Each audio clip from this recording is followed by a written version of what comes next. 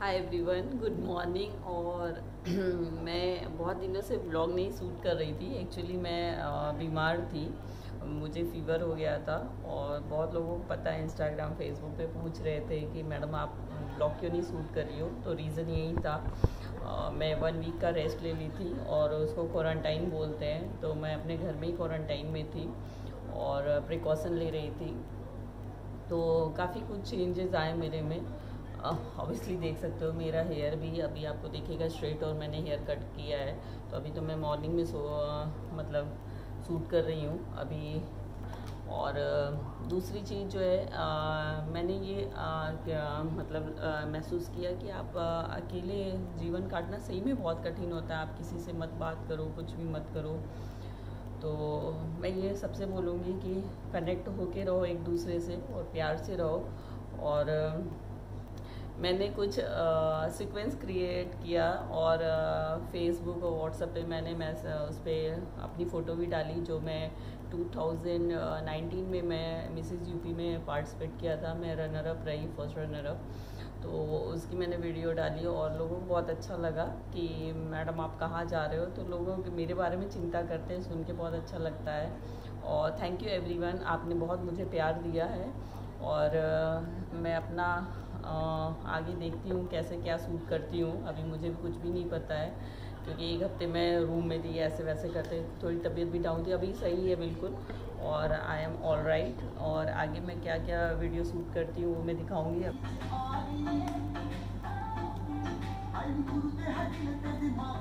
कि मैं अपने बालों को स्ट्रेट कर रही हूँ, और स्ट्रेटनर है ये वेगा का। और मुझे ज़्यादा कुछ तो नहीं आता पार्लर के बारे में, लेकिन मैं स्ट्रेटनिंग करने की कोशिश कर रही हूँ कि मेरे बाल स्ट्रेट हो जाए अच्छे से। और खुद तो मैं पहले ही कर चुकी थी, और ये कटिंग तो कर लिया है, ये देखो। अच्छा, ये मैं सॉन्ग गुरु रंधावा का है, तो मैं इसको बंद कर देती हूँ, फिर मैं बात करती हूँ आपसे। एक्चुअली आज मैंने अपने बालों में एलोवेरा जेल भी लगाया है, और जो मैं शैम्पू यूज़ करती हूँ, अगर आपको शैम्पू के बारे में बाद में बताऊँगी कि अच्छा मैं बता ही देती हूँ। गार्नियर का ऑलिव शैम्पू यूज़ करती हूँ। नोएडा में चूँकि बहुत हेयर फॉलिंग और बहुत बालों की ज़्यादा प्रॉब्लम है, तो मैं एक हफ्ते से जो कमरे में बंद थी, तो मैं अपने हेयर और फेस का ही केयर कर रही थी कि आप पूरे दिन क्या कर सकते हो। अब ये देख सकते हो मेरे बाल स्ट्रेट हो गए, और कटिंग आप ये देख सकते हो कुछ ऊंचा नीचा सा हो गया है कटिंग। तो और इतनी गर्मी पड़ रही है नोएडा में इस बार कि हालत ख़राब हो गई है। बस लग रहा है एसी में ही बैठे रहो, एसी में ही बैठे रहो। तो एसी कितनी देर कोई चलाएगा। मैं एसी ऑफ भी कर रही हूँ, क्योंकि उससे बहुत ज़्यादा जो है आपको एसी में बैठने की आदत पड़ जाती है, तो फिर कुछ और नहीं अच्छा लगता है। हाय एवरीवन, और आपको कुछ चेंजेस लग रहे होंगे। मेरे फेस में भी कुछ चेंज लग रहा होगा। एक्चुअली मैं पूरे 1 वीक मैं रूम में बंद रही हूँ। बंद क्या रही हूँ, अपने आप को मैं जानबूझ के एक सिंपल सी फीवर की वजह से भी आप, और इसलिए वीडियो शूट करने का मन नहीं कर रहा था। कि मुझे बहुत बुरा लगा कि मैं बीमार तो थी, और इतनी सारी घटनाएं सुन के सुशांत सिंह राजपूत का मुझे बहुत शॉकिंग लगा। हर इंसान के जीवन में बहुत कठिन घड़ियां आती हैं। सब लोग, ऐसा नहीं है कि नॉर्मल, लेकिन इतनी सी छोटी सी चीज़ को आप कैसे इतना बड़ा इशू बना के अपनी जान दे सकते हो। और इतने कम एज का बच्चा, जो कि उसकी लाइफ में अभी इतनी सारी चीज़ें करने को हैं।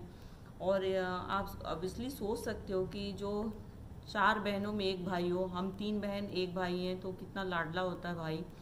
और एक भाई है, सोचिए उनके मम्मी तो नहीं रही, लेकिन उनके पापा, उनकी फैमिली पे उनकी बहनें क्या सोच रही होंगी, क्या गुजर रही होगी। उनके पापा का क्या बुरा हाल होगा कि किसी का बच्चा इतना बड़ा अपने सामने चला जाए। और बहुत दुख हुआ। मैं उस पर बहुत, मैं क्या करूँ, मतलब 2-3 दिन तो मैं शॉकिंग हो गई अपने घर पे।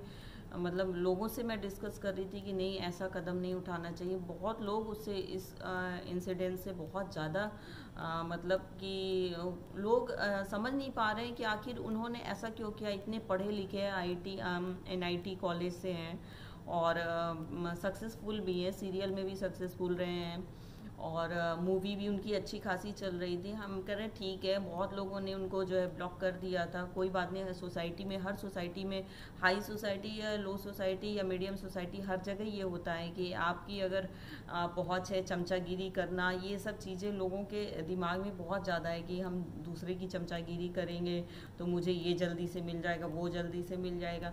मैं कह रही हूँ कि उसका दूसरा भी रास्ता है, आप भगवान पे बिलीव करो और अपने हेल्थ को, हम तो कह रहे हैं आज की डेट में और या पहले भी लोग, बस अपने हेल्थ को बहुत अच्छा आप रखिए, हेल्थ अच्छा रखिए और हमेशा पॉजिटिव थिंकिंग रखिए और निगेटिविटी को आप अपने घर से बिल्कुल दूर भगा दीजिए कि नहीं, मुझे निगेटिव सोचना ही नहीं है।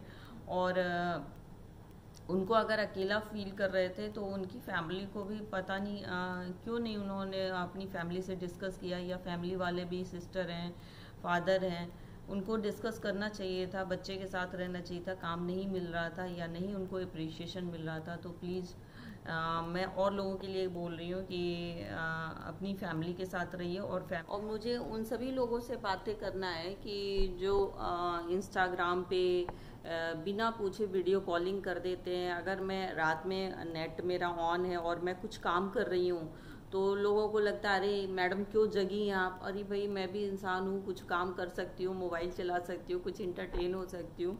और बिना पूछे लोग वीडियो कॉलिंग करते हैं और मतलब बहुत इरिटेटिंग कभी कभी हो जाता है। आप नंबर मांग रहे हो, ठीक है, नंबर मांग रहे हो, वो आपका हक है नंबर मांगना, लेकिन मैं भी किसी को जाने समझे बिना कैसे मैं नंबर दे सकती हूँ।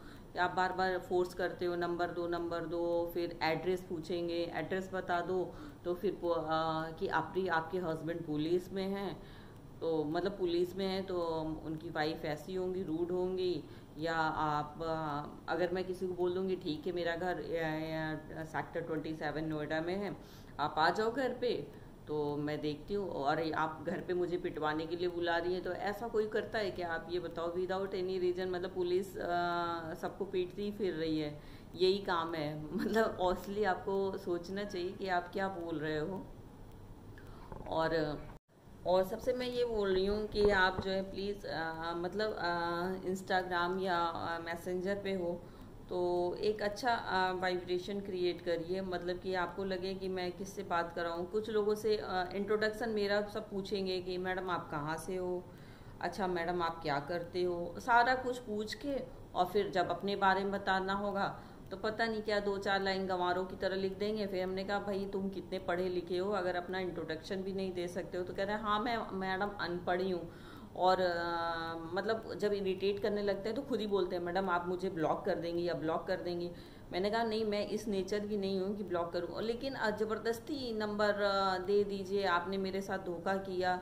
अरे मैंने क्या धोखा किया भाई, मतलब मैंने आपसे कौन सा क्या ले लिया आपके घर का सामान, मतलब सिंपल सी बात है। और क्या मैं बताऊं कि मतलब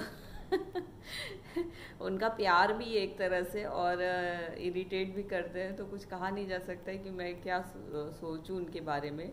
और अच्छा ही सोचती हूँ भाई, उनकी एज मेरी एज में हो सकता हो फ़र्क हो सोचने का, या अपना मेंटल लेवल भी अलग होता है हर कुछ सोचने का। तो मैं बहुत ज़्यादा कुछ चीज़ें नहीं शो ऑफ करना चाहती हूँ कि मैं किस फैमिली से हूँ, या और लोगों ने ये मेरे बारे में जानना चाहा तो मैं आज क्लियर बताना चाहती हूँ कुछ चीज़ें।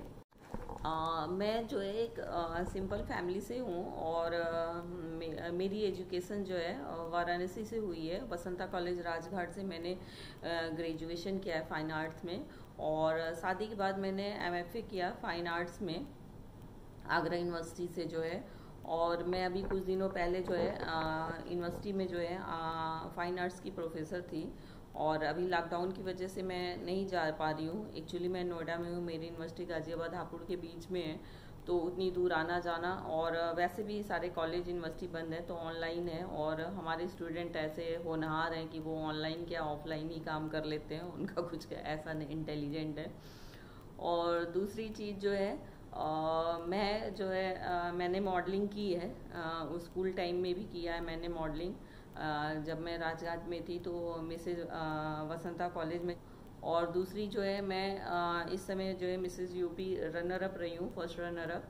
और बीच बीच में मैं कुछ इस टाइप के प्रोग्राम कराती रहती हूँ, मेरा इंटरेस्ट है और मैं मॉडलिंग भी करती हूँ। लेकिन लोगों को ये लग रहा है कि मैं एज ए बहुत बड़ी मॉडल हूँ। मैं बहुत बड़ी मॉडल नहीं हूँ, लेकिन हाँ मेरा इंटरेस्ट रहता है कि मैं कुछ इस टाइप के प्रोग्राम बनाऊँ। अभी मैं इस चीज़ के बारे में सोच रही थी कि मैं करूँगी, लेकिन मेरे पास इतना समय नहीं होता है कि मैं ये भी सब कर सकूं। या और मुझे बहुत अच्छा लगता है कि सब लोग मेरे ब्लॉग को लाइक कर रहे हैं, और लोगों से मैंने बोला भी है कि आप प्लीज़ मेरे यूट्यूब को लाइक करिए, और मतलब आपको अगर अच्छा लगता है तो लाइक करिए और कुछ कमेंट्स भी बताइए मैं और क्या करूं।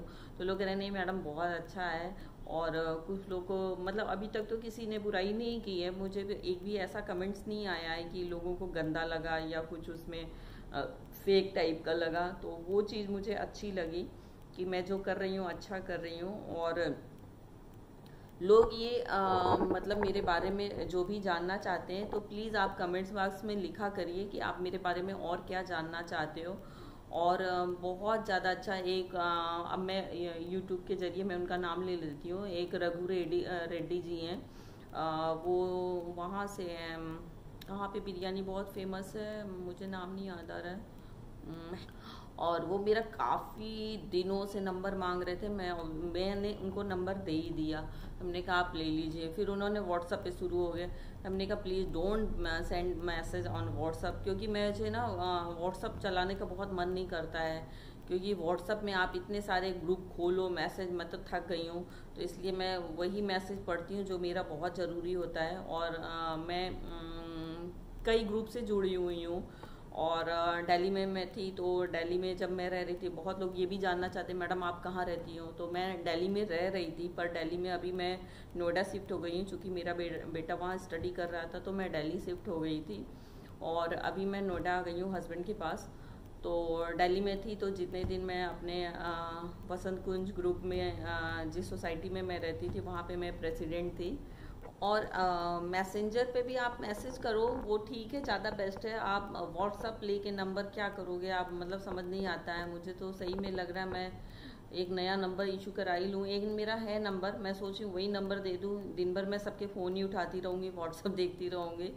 और कुछ लोग जो बहुत ज़्यादा मतलब इरिटेट करते थे, मैंने देखा कि उस पर मैसेंजर पे कुछ तो हमको लगता है जो ऐसे ही हैं टाइम पास वाले, वो पता चल जाता है कि मैसेज मैडम मैं इस टाइप का लड़का नहीं हूँ, आप इस टाइप के समझिए। या कुछ लेडीज़ भी हैं बात करती हैं तो अच्छा लगता है। एक ऐसी लखनऊ से थी, उसने मनीषा रानी, उसको उसके हस्बैंड बहुत तंग करते थे, तो उसने एक बार नंबर मांगा मेरे हस्बैंड का, तो मैंने नंबर उसको दे दिया व्हाट्सएप पे, उसका प्रॉब्लम भी सॉर्ट आउट हो गया। मैं उसको नहीं जानती थी, फिर बाद में उसने व्हाट्सएप भी किया या मैसेंजर किया, तो मैं बिज़ी थी तो मैंने कोई रिप्लाई नहीं दिया। फिर बाद में बोला तो उसने थैंक यू बोला, तो अच्छा लगा। ठीक है, आप हेल्प भी ले सकते हो भाई, पुलिस में हस्बैंड है तो हेल्प लेनी भी चाहिए, वो वैसे भी समाज सेवा के लिए ही बने हैं, भले हमारी सेवा ना करें, तो इसमें बुरा मानने वाली बात नहीं है।